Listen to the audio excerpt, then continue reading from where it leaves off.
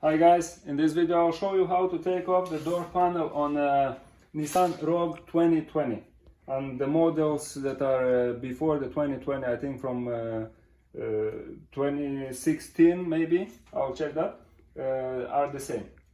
So this is the driver's door. First thing you want to do, you need a plastic tool like this or another plastic tool. The first thing is to remove this plastic tool, plastic trim. So it is here, you begin it from an edge. I began it here, so you pry it just like this from all the edges. Just be careful, here are two clips, this one and this one. When you arrive here, you want them to begin to pry like this from inside out, not from outside, because you'll break them, because the pin goes here inside, so you want to push it like this, both of them. So this is the first. The other is this one. It stays exactly like this. So you just begin to pry it anywhere, doesn't matter, there is no screw here. So you just pry it out, and then you will have access to this screw here. It is a Phillips head screw, just here. This one you take it off easier.